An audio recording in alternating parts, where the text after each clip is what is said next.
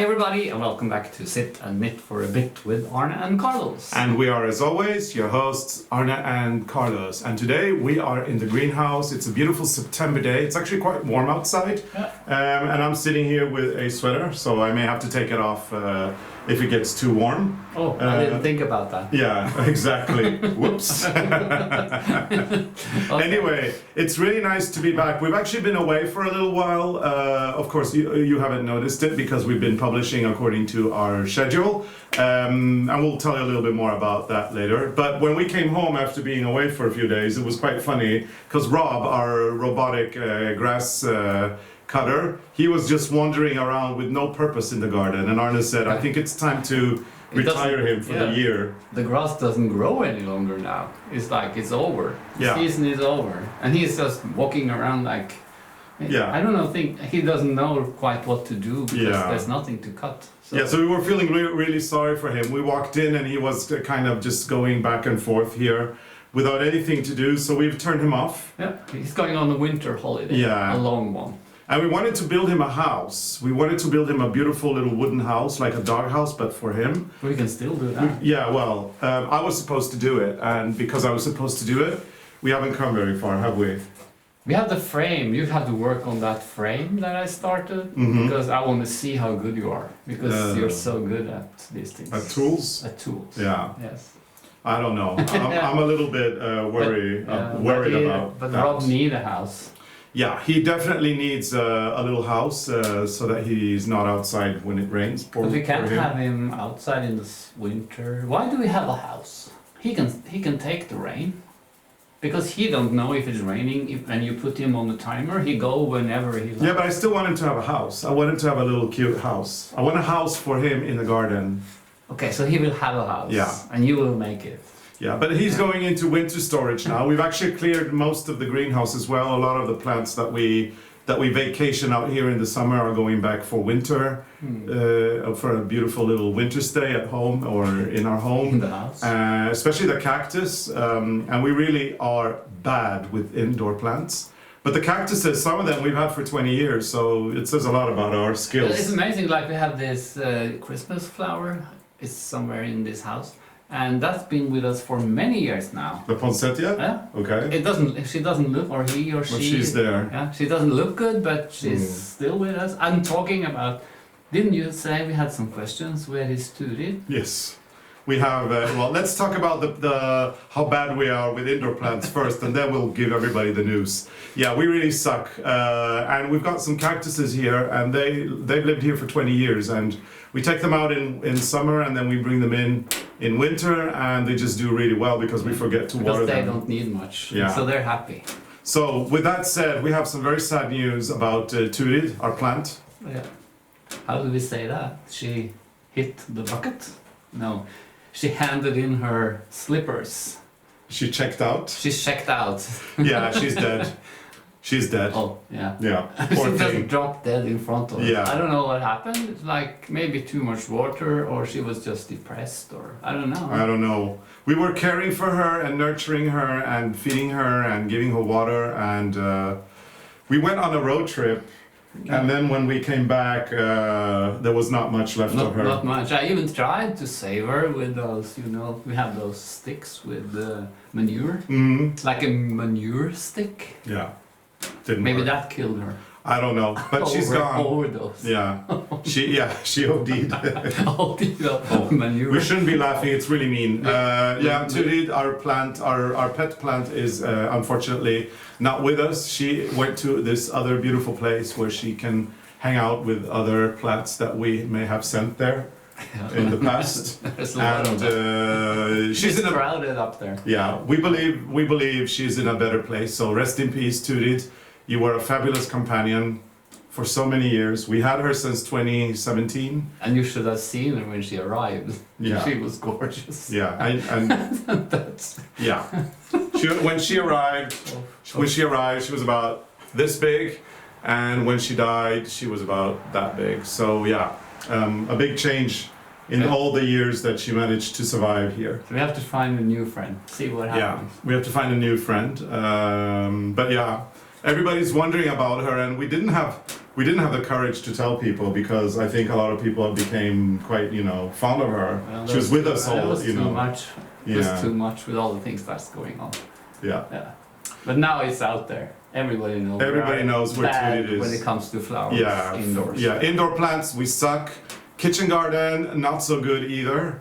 I really don't know what happened in the kitchen garden this year because it started out so good. And it was even a lot of rain. Or if it wasn't rain, I was watering the plants like 2 times a day. And still nothing happened. It's like they were stuck. Have you seen the broom court? What's that? Yeah, the cauliflower. Have you seen how they... they don't look good. Every time I go there, I get really depressed. How about the cabbage? It doesn't look good. No. No, it's Actually, like tiny. yeah. But there's no insects on them. I haven't been to this time of the year. We eat something in Norway called fårikål, and we love fårikål. But you won't get the core from... No, and we're gonna have fårikål this week. It's a sheep in cabbage, and it's probably the most traditional food that you can have here in Norway. At this time of the year. Of this time of the year, and we've actually made a video on it which shows the recipe. Anyway, to do fårikål you need sheep and you need cabbage, and we returned home from a trip yesterday or the day before, and we had to go to the supermarket yesterday. We went, and I instinctively went and I bought a big cabbage because I wasn't thinking, but then I realized that obviously the cabbage we've been growing is probably not going to be edible. But I think next year we will have a nice kitchen garden because now some of the piles with the bokashi soil is we can use it next The year. broccolini was okay. Yeah, but then we forgot about it, so now there's a lot of broccolini, but they are all in bloom. I don't know if you can eat them I don't when they're in know. bloom. Can you eat broccolini when it's blooms? I don't know. And then the kale is also okay. The kale is okay, and there's another one, I don't know the name. I think that we should try it. It's like, looks like a rebet. Oh yeah, like a red beet. Red beet, but it's not in the soil, it's on top of the soil. And here are the very last of the tomatoes. The tomatoes were fine. They were in the greenhouse, so And they were okay. the small ones are so good. Yeah, the small ones are actually quite delicious. We've got a few here. Do you want a tomato, by the way? I've got a ripe one here for you. There you go. Thank you. But I actually had a lot of them. Yeah, they're really good. Every time I went down into this house, I had to eat some tomatoes because they're so good. But I think next year it will all be better because next year we won't build the fireplace again, I hope. Hopefully. And we also now started to finish the roof on the guest house. That will be finished, I hope, before the snow comes. And then next year... and then we will probably be more. Yeah, and then we have this thing in Norway. I don't know if you have it in your country, but we have it in Norway. Every single year there's something on the news about the electricity getting more expensive. And people freak out because you don't want to pay more. This year it will. And apparently this year, this winter. This winter in Norway, the electricity is going to be the most expensive as it's ever been. Already now the prices are really high. So the last bill we had for August was like about 4 times higher than it usually is. So we will light candles. Yeah, so we have this plan now, and we have this plan every year. So this year we're going to be lighting a lot of candles, and we're going to be burning a lot of firewood, which is not very environmentally, it's not good for the environment, but the prices of, it's not only the prices of electricity, it's all the fees that the government puts in. So if they want us to be more sustainable, they should lower those fees. I don't know, it's crazy. Yeah. So it's nice with candles and fireplaces. So yeah. But it's funny though. Every year there's this whole thing about the electricity getting more expensive, and then the predictions are not the way they think they are, and then it doesn't get that expensive, and you freak out for nothing. Yeah. So hopefully it's the same this year. That suddenly we're going to be told that no, it's not going to be as bad as that after all. I don't know, but yeah, it's every fall it's the same. We clean our garden. We wonder about the lousy job that we did in our kitchen garden. We put back the cactus because they always survive, and then we wonder about the electricity prices.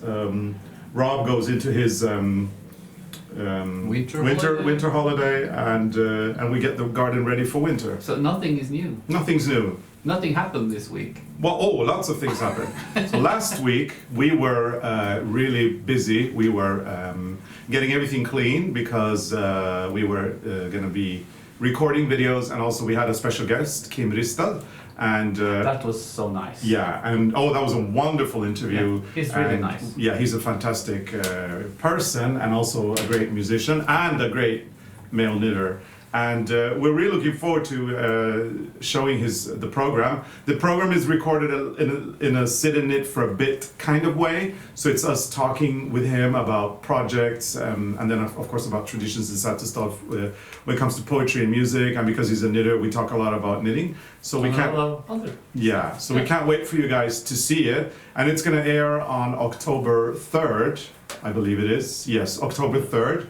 And so it's Setesdal month, and it finishes with that interview, which is in the Sit in It for a Bit style on October 3rd. It also means that this Sit in It for a Bit that you're watching now on Friday is the last Sit in It for a Bit that is going to be on Friday. So next week, we're going back to our regular schedule of posting episodes on Wednesdays and Sundays. And the Wednesday episode is about the Silversmiths, the 12 generations, which is also incredible. Mm-hmm. You're going to meet a family, and the guy Torfinn, his family on both sides were silversmiths for 12 generations or 300 years. It's pretty amazing, really. And they make the most beautiful folk costume jewelry. So that's going to be on Wednesday. And then on Sunday, it's the episode with Kim, which is Sit in It for a Bit-ish, kind of. Yeah. And then from the week after that, we're back with Sit in It for a Bit on Wednesdays.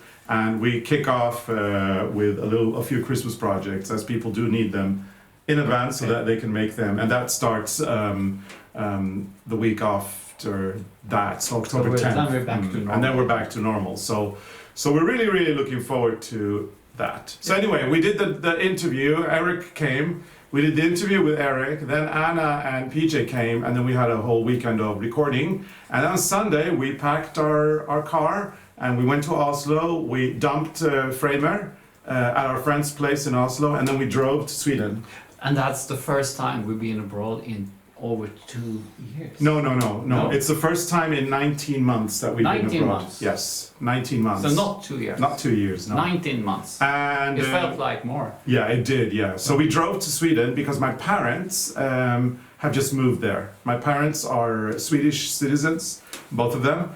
And but they retired and moved to Spain. And when COVID came, Spain was in a really bad... They were isolated for a long time. My parents were locked in in their apartment. It's a nice apartment with a huge terrace and a view of the sea, but they were locked in there for almost a year. Mm. And they were not allowed to leave because of the very strict rules in Spain.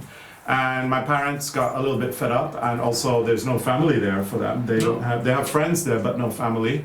So they decided this year to take the plunge and pack everything up and return to Sweden, where they are closer to their family. Yeah, I think that it's good that they're back. I think it's very brave because my dad is 85 and my mom is 81. And 82. I have to say, if we are like your father when we are 85, we should be happy because he is so cool.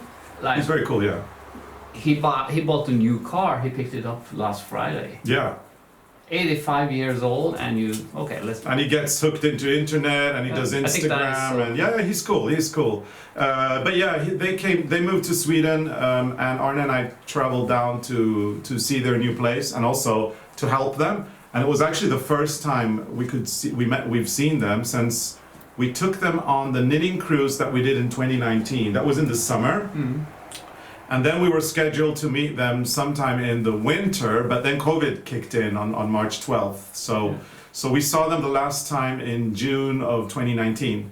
And then COVID kicked in, I got really sick, we both got it, and then I was sick for 14 months, I couldn't leave the country, and also they were locked down. Mm-hmm. And even if we could have gone to visit them, we wouldn't because of the risk. Oh no, but the risk, they're older and they weren't vaccinated. So they got their vaccine this year and moved to Sweden. So when we saw them, I was a bit shocked because of how old they kind of look now compared to what they did 2 years ago. They were probably shocked when they saw us also. Yeah, probably.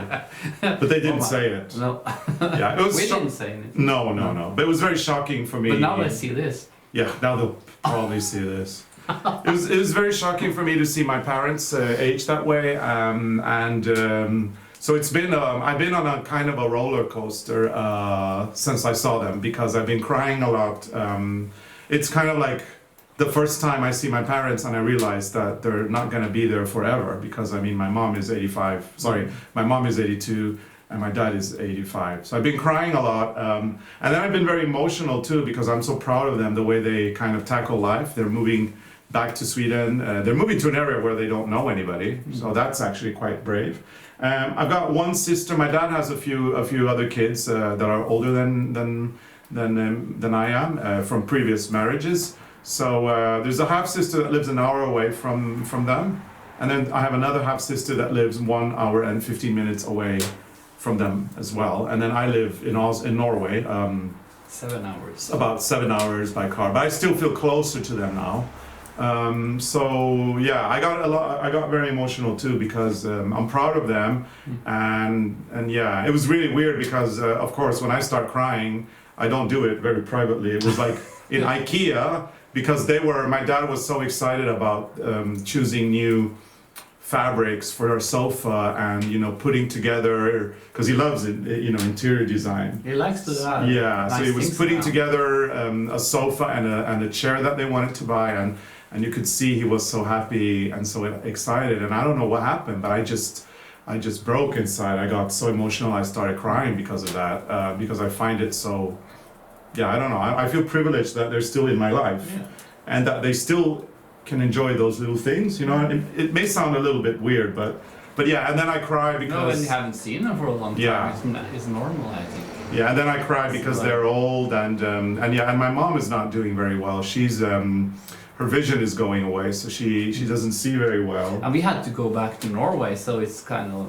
Yeah. I think it's so hard for you also to leave because... It is, yeah. We were not finished with all the stuff that we planned to do, but we're going back. Yeah, and the worst thing now is the worst thing is that they moved into a new house. It's a small house. It's like a bungalow, and it's on the ground floor. There's no stairs or anything. My mother, she doesn't see very well. Her legs are not very okay anymore, and yeah, she's aged more than my dad, and I don't feel comfortable. I mean, I really hated leaving them, but we had to come back because we have a lot of work to do here.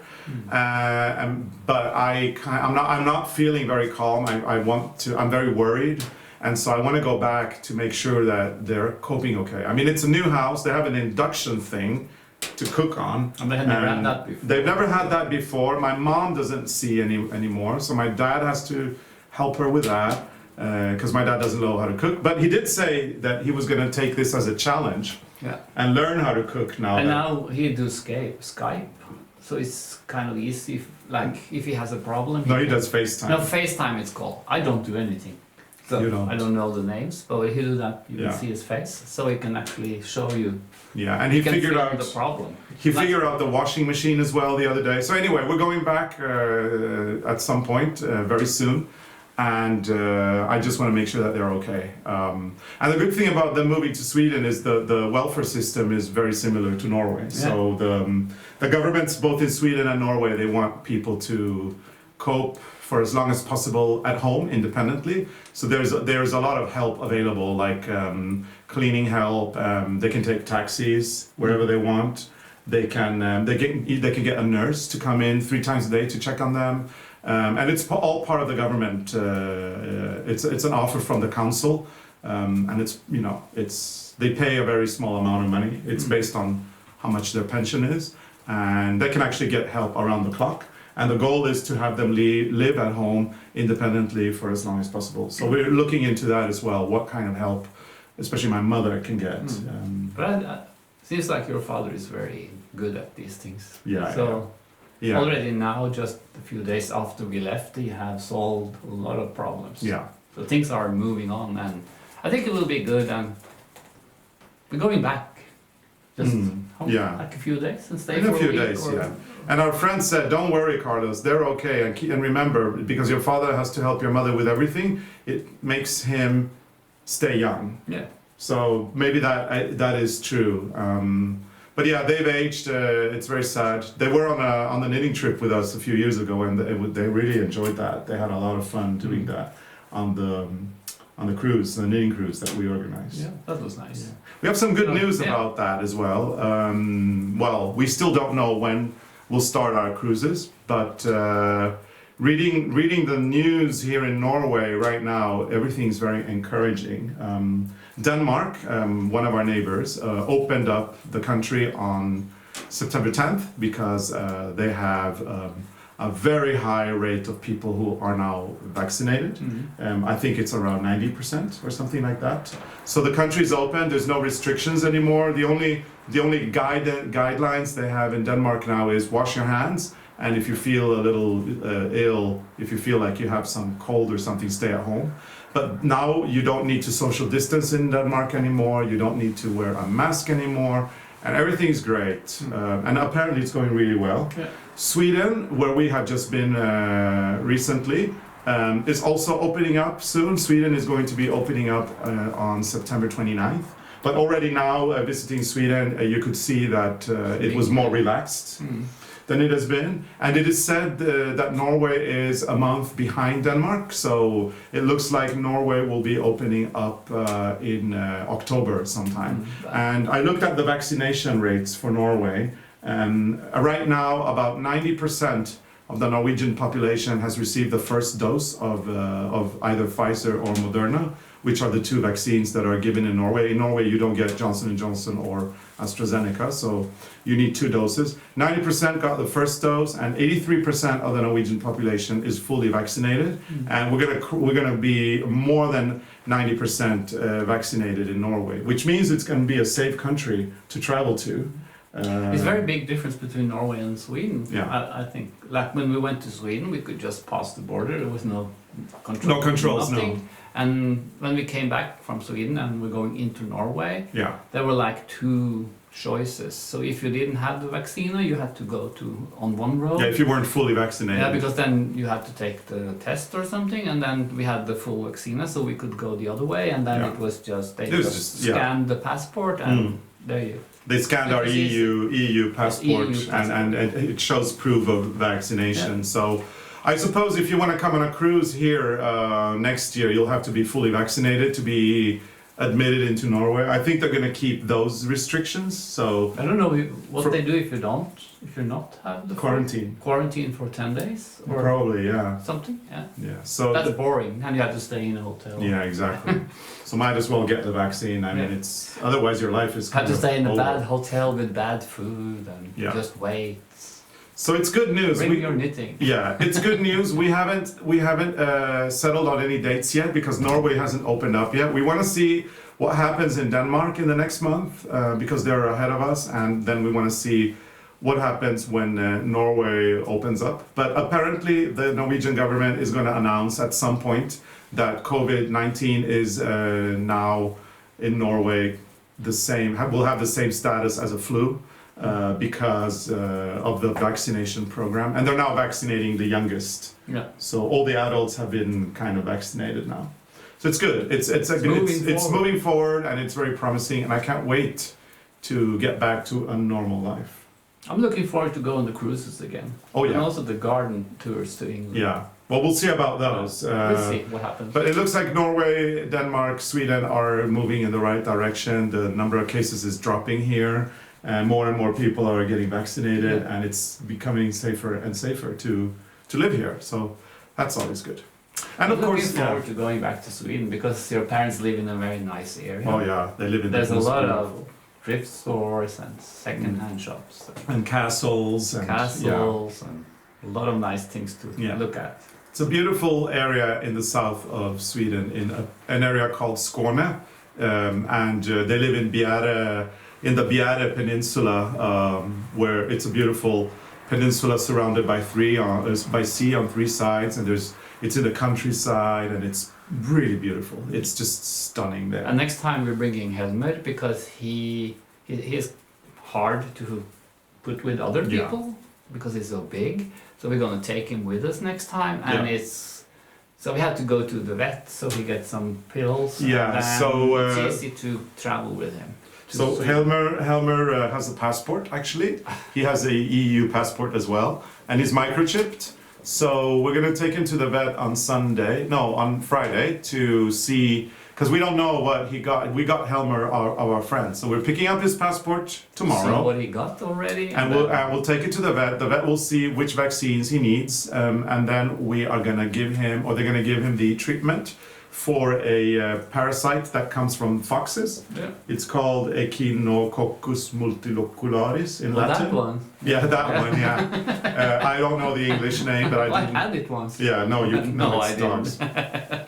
And he needs treatment for that. And ironically, because we're going to Sweden, we're fully vaccinated, so we are supposed to drive across the old bridge and just get our EU COVID passport scanned, and then we're in Norway. But because we are bringing Helmer in the car, Is that true? Do we have to go to the other one? we will probably have to go to the other one so that they can check his vaccine or his treatment for. I think we should call and ask. Yeah, but I think we will have to do that. But it doesn't mean we'll be taking the tests. No, but we have to be in that Queue, terrible queue Yeah. with all the trucks. Yeah, that we takes do. forever. Yeah. But what can we do? If he's coming with us, he's coming with us. And then I don't think we can bring him through the other way because Maybe not. the customs, they scan the passport. they scan his microchip. They look at the passport and then they make sure that he has the treatment. It's a parasite in foxes, Echinococcus multilocularis, and they don't want that in Norway. So if dogs are coming in from anywhere in the EU except for Finland. And probably Iceland, but from Iceland, I don't know if you could take it now. Anyway, from Finland, you don't need it, but from Sweden, you definitely need it. And Denmark, you need it. Yeah. So, anyway, Helmer, you're going to cause us a little bit of a hassle soon in customs, but it's going to be nice. Yeah, I think your mother will like you. So we've been away and we haven't been working on that much, but you have been knitting, in between helping our parents. Yeah. I have been translating. Yeah. And you have been knitting. Yeah, but the translating has taken a lot of time. Yeah, the translating has taken me a lot of time. And the funny thing about the translating is that I've been working around the clock with that because we've got a couple of episodes. Well, we've got one episode to go. It's the Silversmiths, and that's the one that I was working on in Sweden. It's a lot of work. On average, I would say I need 10 hours just to transcribe and translate everything. And then after that, I need to go through the grammar over and over and over and over again. And I mentioned this many times that I've been doing the translations, but YouTube has their own translation for the English episodes, closed captions, I think it's called. I didn't know that you could put on that. You can, and that's an algorithm that actually hears the sounds and then transcribes everything. And then everything gets wrong. Well, not always. A lot of things. But if you have a thick accent, or if the algorithm doesn't hear it correctly, it can really screw up the translation. And the ironic thing is, I spent 12 hours just going through the grammar of a Norwegian episode or the translation in English. Yeah. Right? Because you were only touching the episodes where people spoke Norwegian. Exactly. Not the ones where we spoke, or we tried to speak English. And then I get blamed, for the crazy English translations that I haven't done. So, especially the two episodes with Annemor, we've had a lot of complaints. And Annemor herself sent us a text saying that it was hilarious that we said "Welcome Annemor," and it translated it into "Welcome Animal." Yeah, so Annemor became an animal, and we had just not had the time to go through that and fix it because I've been crying over my parents in Sweden, translating the Silversmith episode, and then the English closed caps that YouTube generates. Are a little bit off. I think it's strange that people think you're so bad in English that you can actually translate when people speak Norwegian into English, but you can't transcribe in English. I know, it's hilarious. I laughed at it, to be honest. So we have I this. think it's a little bit upsetting because I didn't know you could put on text before this happened. Because I and then it's a catch-22 because we could turn off the closed captions on YouTube for the English episodes, but then there's a lot of people who want them. And then they complain. So if we, it's like if you keep the closed captions and there's a few words that are wrong, you get a complaint for that. But if you turn off the closed captions, and they blame you. You get a complaint because they're off, and then they blame me. So we really love to hear from you guys. Do you use the closed captions in the English episodes? So for this episode, for example, are you watching it with text, with subtitles? I wonder what they write when I talk. No, it's all fine. Okay. It's okay. Sometimes there's a bad word here and there that is wrong, like animal, or Kristiansand became Kristiansund, which is another city, and so on. But anyway, what my question is, are you watching with subtitles the English programs? Do you need them? Could you please let us know in the comments fields below? Because we really have to understand the whole thing about the closed captions. And we need to understand if we need to put more time into them than we already do. And please, if you are one of the complainers, the ones that were really harsh to us, keep in mind that we are publishing these episodes for free. They're completely free. And I don't think that people think about that sometimes. Yeah, we have huge costs to make them. The film crew actually have other jobs, and they have to take. And we have other jobs. And we have other things to do, so we all have to kind of stop the normal things to do it. Exactly. I think Eric said if you produce something like this for TV, it will cost like. It will cost $10,000 to have it subtitled. And that's we do what it for costs. free. Yeah. So we shouldn't care. No. But anyway, our YouTube channel is a labor of love. We don't have any. We make revenue from our YouTube channel, yes, but it's not enough to cover. I mean, we don't get an income from it. The revenue that we make with advertising and product placement, it just covers the cost of manufacturing the episodes, and we don't generate any income. So, and all the guests in our program, they also did it for free. Yeah, exactly. And the time we put on our YouTube channel recording these episodes and then planning and all that is done. It's our free time. And it's a labor of love. Yeah. So, but someone said we should hire someone to fix the text or something. But we don't. We can't afford that. But then we have to have paid episodes. Exactly, and we don't have Patreon yet. But we might actually have to go get Patreon and put some stuff behind a paid wall if it's going to be the more work we get, because really we're doing it for free. It's a labor of love, and we love doing it. But we don't know how we can sustain this if. There's more work to be added on, more and more stuff. So if we can actually turn the closed captions off. Can we turn it off? Yes, we can. Oh. And if we can turn it off instead of spending time going through them. Use it, then we can't. Exactly. Then we have to figure out a way to finance it, because it's not, it's not like it's raining money on us, unfortunately. Money doesn't grow on trees. Not even in Norway. Yeah. So anyway, that was a little bit about that, but we do know that most people But still there will be activity on the YouTube channel, even if people complain, they are actually creating activity, so it's good for the channel. It's not that many. I mean, we've gotten maybe 15, 20 complaints. But that's the ones you remember. That's the ones you remember, but most people are quite sporty about it, and they do understand that it is the closed captions are not our responsibility. They're done by YouTube, and yes, we can go in and we can correct them, but that means, spending another hour or two, maybe 2 hours, and that's unpaid labor, so it's not like we're making any money. But Annemor is no animal. No, we corrected that. So we went in. Okay. Yeah, Anna went in and corrected that one in particular because we found it a little bit rude. Poor Annemor. But she was very humoristic about it, so it's okay. You've got some projects, Arne. You were doing while I was doing all the translation in the computer. You were knitting on your sweater. I work on my brioche sweater, and it's growing, and I like the volume. I think it will be so cool. It's upside down, but it's okay. But I can't do it that way because it's on the needle. I know. But it will be. I think it's nice. I think I have to knit one more ball, and then I'm up to the neck. Yeah. And this will actually be the first sweater I do by hand, where I actually shape the neck the collar opening, because I always steam.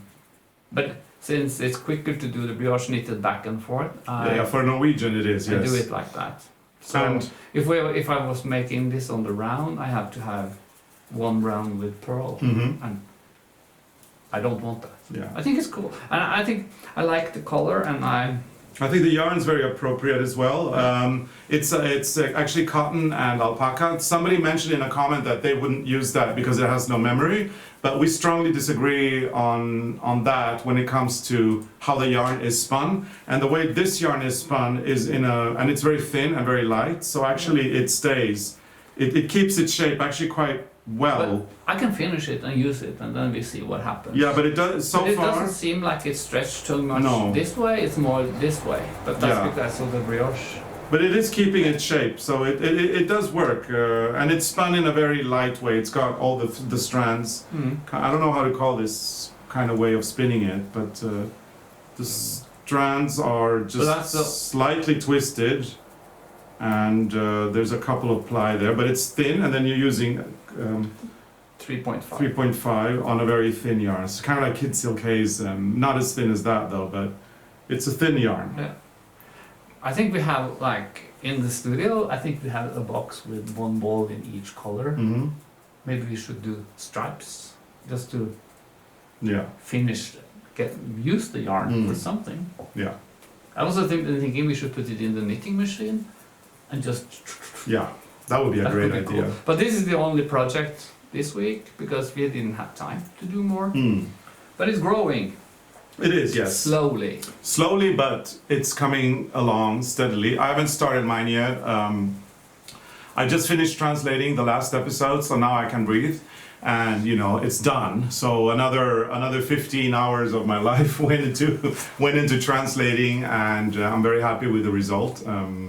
And then when Eric puts it in, I have to rewatch the episode and make sure that everything's okay. And sometimes a little letter falls out here and there that we have to adjust. Sometimes I don't see that because I'm so tired after looking at the text for so many hours. But yeah, it's good. I'm glad that we are done with. And to be honest, I wouldn't have done it any other way. I think that I would still want to have the translation. I'd rather have the Norwegian if we language. do this again another time in another area, and if people don't speak English, I think we still should do. Of course, we should. Norwegian. Yeah, and promote them because they're. If you can't find anyone who with those skills. Exactly. Who don't speak English, you have a problem. You have to take the one you find if they're good. Yeah, exactly. So that's more important than what language they speak, I think. So we did the episode with Randi Mirum, the second episode, and her episode was about the embroidery, which we tried. And we brought Arne's family's the pieces from the folk costume to show you guys the embroidery up close. And what we wanted to show you in particular is what it looks like in the back. Because Randi mentioned that, she said that if you saw what it looked like in the back, you would be shocked. Because they really didn't care. I don't know about today, but in the past, they did not care what the embroidery looked like in the back as long as it was perfect in the front. Yeah. So we've got a few pieces here to show you. These are, on this one you can really see. Yeah, so let's start with one of the worst. And here you see the embroidery on the front. It looks like this. It's actually quite beautiful, and I really love these colors. They're a little bit more earthy, the brown and the red. I think it's because it's been hanging in that barn and the sun probably. So now, are you ready for your shock? This is the back. This is the back of the embroidery. So as you can see, they did not care whatsoever what it looked like, as long as it was good on the front.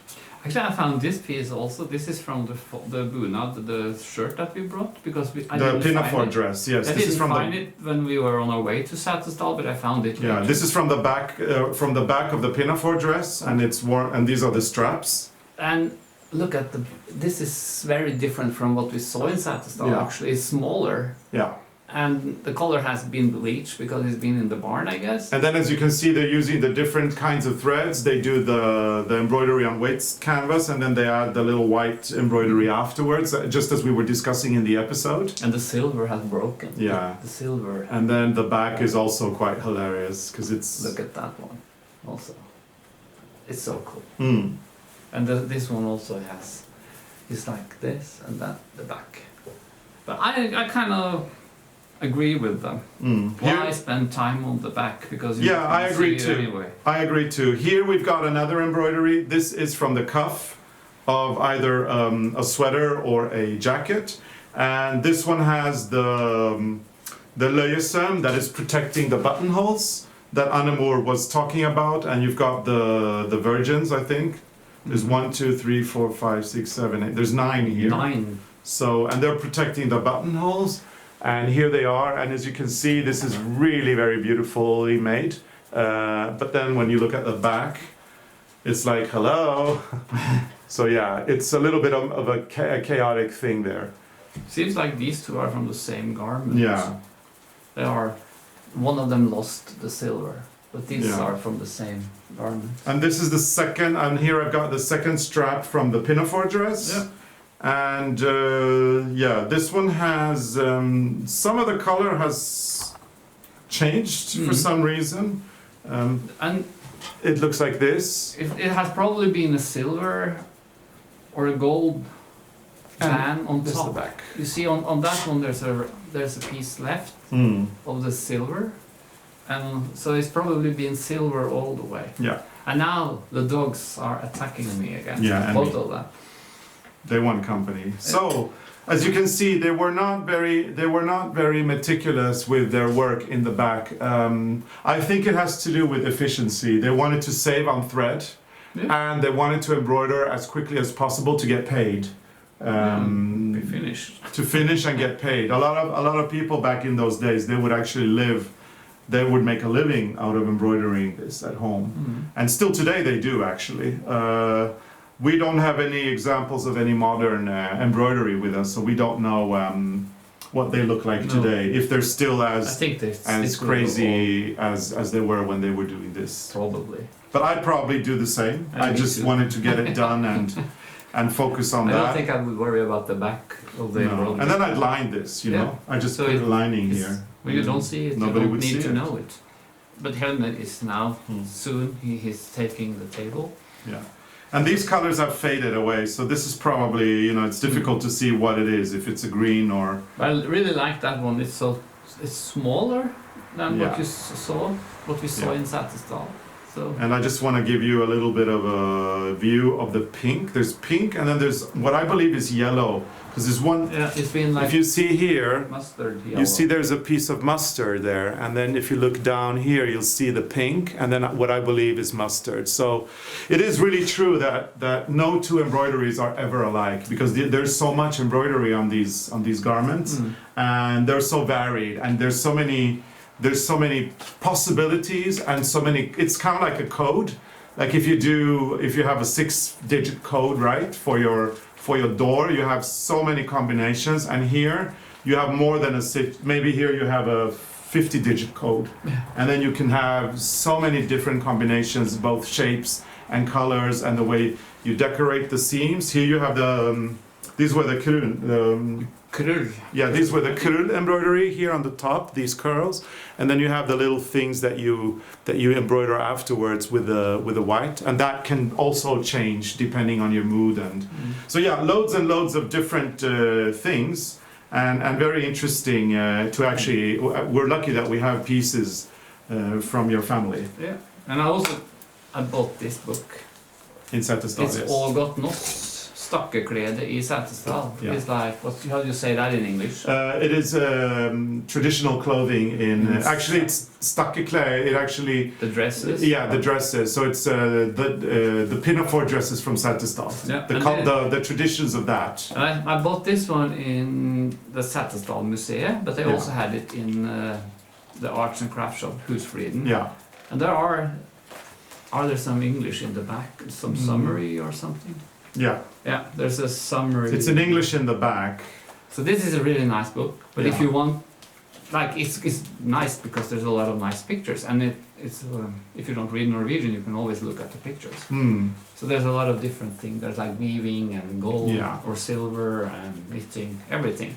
Yeah, and embroidery. And actually, this is nice. If you show them the here, because on Sunday, this Sunday, we are going to Valle Væv to Karin Bø, and she is going to show us how she's going to talk about the embroidery or the weaving of the shawls, like this one, the shawls that people wear in Setesdal to go to church. So we're going to get a little bit of the background story for the shawls on Sunday, which should be very exciting. We're going to put the resource, the book, the picture of the cover. We're putting that on our website, on our blog at arnecarlos.com. Unfortunately, it's not easy to get it in Norway right now. You need to go to a Norwegian bookstore, and it's in Norwegian. But if you ever come to Setesdal and you go to the museum, you'll be able to purchase the book there. So we're going to put the name of the book, and maybe you can contact the Setesdal Museum and see if they can ship it to you. That could be. Don't go to Amazon. They probably don't have it. Probably not. Or if it's on Amazon, it's probably very expensive. Yeah, it's probably crazy. But in this book, they also have this, which I really like. It's the different stitches and the Norwegian names. So it's very, very nice. Yeah. So anyway, we're going to talk a little bit about the Setesdal sweater again, because it's the whole thing is very interesting, and we're so happy that we're able to bring you a lot of the history about the sweater. And one of the things that we knew, but that we have been revealing kind of more and more, because we're kind of peeling all these layers, is the fact that the sweaters traditionally, they were not hand knitted. They were knitted on a hand knitting machine. Now, in case you're wondering, the hand knitting machine was invented in the end of the 18th century. So more than likely, they had hand knitting machines in Setesdal as early as 1850. They started early. They started early. So today, when you go to Husfliden in Setesdal to purchase a traditional lice sweater from Setesdal, the sweater itself is knitted on a hand knitting machine, because that's the traditional way, and then it is hand embroidered. Now, a lot of people today find that quite surprising, but it has to do with the change of attitude that you have throughout time. Now, if you think about it, today a hand knitted piece that is knitted with 2 needles or 4 is valued more because of time. Moose. So time is a luxury, because labor today in Norway or in UK or in France or USA is quite expensive. It's actually very expensive. So today we value a hand-knitted sweater more. However, in 1850, if you could afford to buy a knitting machine, number one, you had money. And number two, you would be able to knit a lot of sweaters, and you would be able to knit more or make more money because you were able to knit more. Yeah, and they're also selling the sweaters, so of course they wanted to have something that was really nicely knitted. Yes, exactly. They would have a perfect tension on every garment. Yeah. So when you go to order a sweater, a traditional lusekofte, a lice sweater in Setesdal, for your folk costume, and the same ones as we ordered, they're machine knitted. They're knitting in a hand knitting machine, and then they are hand embroidered. And it has been like that forever, or since the beginning, probably. Probably not in the very beginning, but probably since 1850, 1860, 70.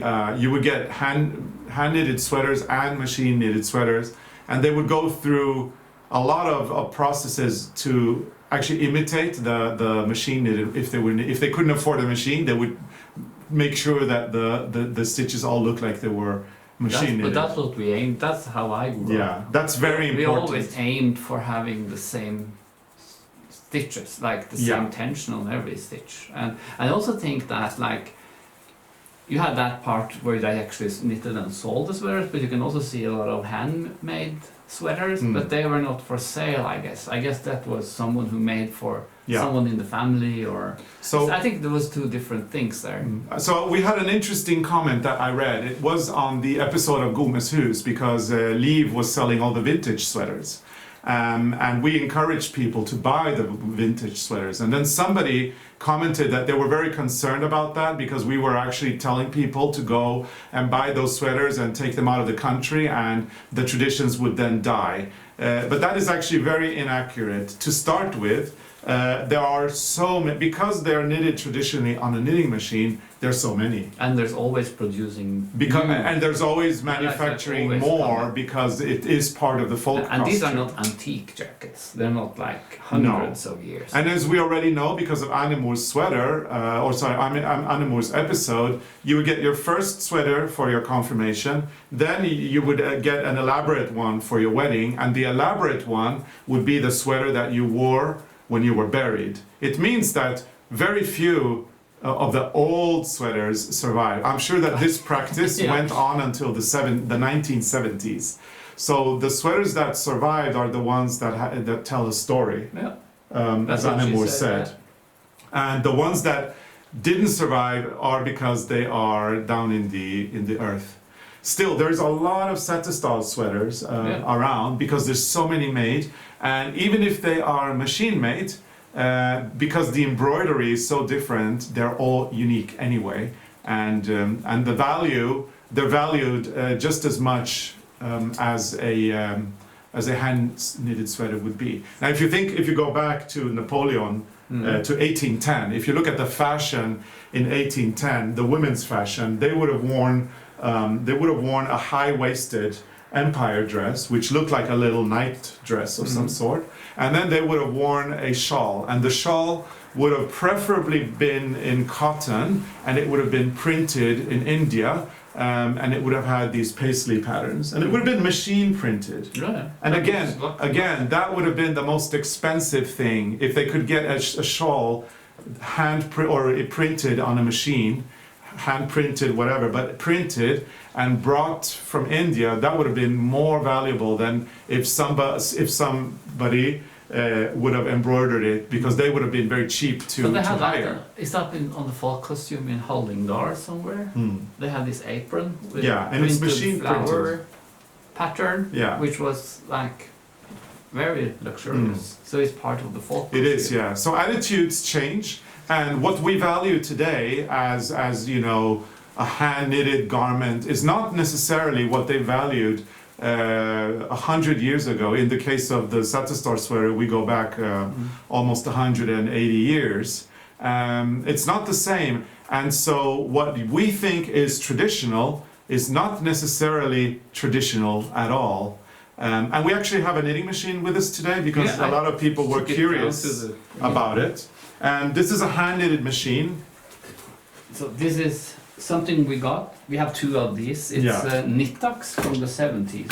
Yes. And it's a German brand. And what is so cool about this machine is that if you knit on it, it looks like it's hand knitted. Yeah. The woman who gave us this, she said that if you're a good knitter, your knitting will probably look almost like this. Yeah. So it's really hard. And this is like when you do color work, you can pull out the needles. If I go and so look at this. So for the color work, say you just pull out, like if you do a lice, you pull out the stitches. So you do 3 in and then you do 1 out. So you're actually I'm not 100% sure now how far you pull them out or something, but you have to knit one color first. Yeah. And then you knit the other color after. So here you've got the lice. Yeah. So you actually so have it looks like this, right? You have to do it by hand anyway. Yeah. It's all done by hand, and then it has this little and then it has this thing here that is attached. Once you pull all the stitches that you need to pull out, you go brrr, and then you have to go and do it again, and then you go brrr. So this is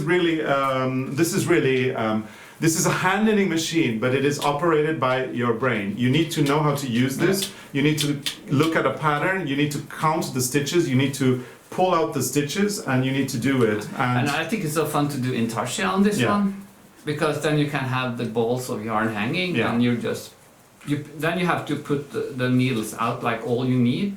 You put them out, not all the way out, but a little bit out, and then you actually place the yarn on the needle on the right place, but you have to knit backwards. So if you print your pattern, you have to flip it and knit from that. If not, because you're working from the back of the garment. Personally, we've both taken classes on this. It's an art form in itself, and it is actually, when you don't know how to do it, it's really difficult. I have to say, I think intarsia is easier than color work on the knitting machine. I can't remember right now, but we took a video and we wrote down things, because you have to press these buttons and there's like a system. There's a system, so if we do color work on this, we have to practice a little bit, but doing intarsia is so fun. And also there's all other kinds of knitting machines. There's one where you punch holes and then you put it in and then it goes automatically. Those are easier. But this knitting machine here, this Knittax machine, is so cool. Yeah, it's really cool. It's from the 70s, but this they would have had something like this back in the 1870s or 1880s or even 1890s. This is what they would have used. They would have knitted the white first by hand, and then they would have put it on the knitting machine, and then they would have done the color work by pulling out stitches with a yarn and then just going. And you see, that's why when you do the white, it's only one color, so that will be even anyway. Yeah. And then if you have a problem with tension, of course it's much easier to put it on the machine, because then it will be perfect. Yeah. So. And it's the amazing. I like this one. Yeah, it's the amazing Eli Tønneberg in Norway. She lives in Oslo, who has taught us how to use this machine, and she actually called us the other day. Yeah, and she said she had more equipment for the machines. So next time we're in Oslo, I think we should go by her place and get it. Yeah. More of this. She's so happy that we will try, but I think we are a little bit disappointing to her, because we haven't done much. No. And she's really anxious. She really want to know how it's going with the knitting machine, but we have too much to do right now. Yeah. But soon, we took it out now, so it's out. So maybe. Yeah. And I have my own. So she gave us one each. She's at that stage of her life. She's quite old and she's got issues with her eyes. Kind of reminds me of my mom, actually. Yeah. And so she wants to pass her knowledge as to someone and make sure that this art form doesn't die. Yeah, I think it's so fun to knit on this. And then it's got this one here to count your stitches. You can count your stitches. Yeah, it's got a little clock or counter here. Yeah. So. And we also got this other machine that you connect to this, so you can actually knit the rib also. It's a special machine for the rib. But I did one piece when we got it the first time. I don't know where I put it. It's a baby sweater. But I made the rib by hand, and then I just put that on the machine. Yeah. So I did it almost like the people in Setesdal. I knit a little bit first with hand, and then I put it on the machine. And I think this particular machine, they're different for different gauges. This particular machine is for 7 gauge or 5 gauge, which would be needle number 3 or 3.5. Yeah, I think you can actually adjust it by turning this one, so we have to do some swatches and write down what we're actually doing, because you can actually get it exactly as a hand knitted piece on the needle 3 or 3.5 or 4. So anyway, this is a knitting machine, and it is a hand operated knitting machine, which would have been used a lot for colorwork knitting in Norway, especially in Setesdal back in the day. Very, very interesting. And then there's another interesting thing. There's another interesting thing that we want to bring up again, which got us into a lot of trouble a few years ago when we did a video. Yeah, we have to be more careful this time. We're going to try to be a little bit more careful. But Arne showed a little demonstration how to tighten the lice on the sweater. So the lice are the little white dots on the sweater that go upwards. The pattern is 3 black, 1 white, 3 black, 1 white. And then it's staggered. So you have 3 black, 1 white, 3 black, 1 white. Then you have a row of black, and then the next row of lice, the lice are staggered. So they're always like this. And Arne mentioned, they're playing with a ball now. Be careful. Yeah. Oh, sorry. So Arne let me just bring her here. No. Take the ball away from him. it's out of sight. So Animal mentioned the technique to tighten the lice and in order to avoid what a lot of people are calling the dominant color. So dominant color means, well, this is something for us, it's quite new. We heard it the first time like 4 or 5 years ago. It means that when you knit with two different colors, one tension will be tighter than the other. Which means one stitch will be bigger than the other. And then it's said like you can't change those two yarns because then you will have a problem. And I've seen that. Yeah. So if you can't actually, if you knit that way, you shouldn't change side. But we don't have that problem because we don't knit that way. No. So this is a Norwegian thing. Maybe it's Swedish and Danish. We don't know. I don't know, but it's. From what we know, it's a Norwegian thing, and that's how we grew up learning knitting, and we haven't heard about it. No, we haven't heard about it. And then Annemor showed us that you actually get it if you pick both yarns from the finger, and then she also showed the technique where you can actually tighten up the white stitch, because in that case the white was looser. Yeah. Because you don't want to have that dominant color they call. So she had a really nice technique to show how you tighten up the stitch. Exactly. And people are asking if we can do like a tutorial on that, and I guess we have to do the Annemor technique. And we will. We will. Yeah.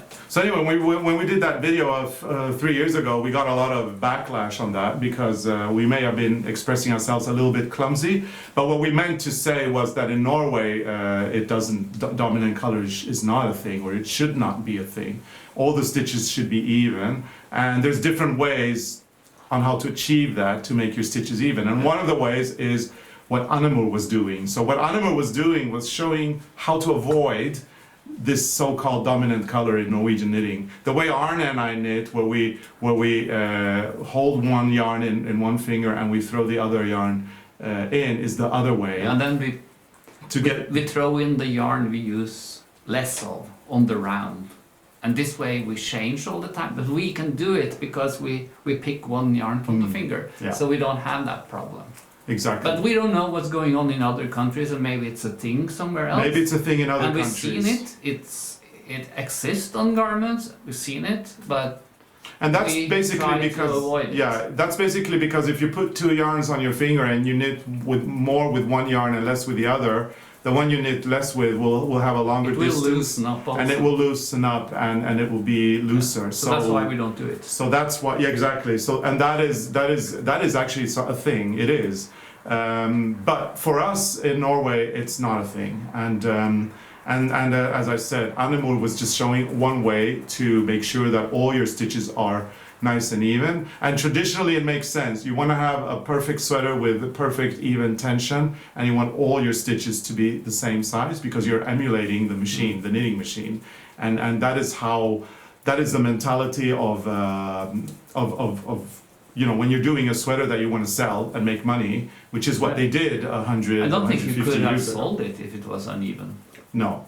So, but I think this is changing now because a lot of younger people, they learn their knitting techniques from YouTube, and even like Norwegian kids, they don't learn from their mothers or grandmothers or grandfathers or whatever, they go to YouTube. So now more and more younger people are knitting differently. Yeah. And like I think I said it once before, I talked to one of the arts and craft people in Fagernes, it's a city not far from here, and she said that the way things are evolving right now, the Norwegian knitting style will probably be red listed. It means that it will be endangered arts and crafts, or an endangered technique if people don't start using it again, because because now everything goes through YouTube. Everybody learns on YouTube instead of learning.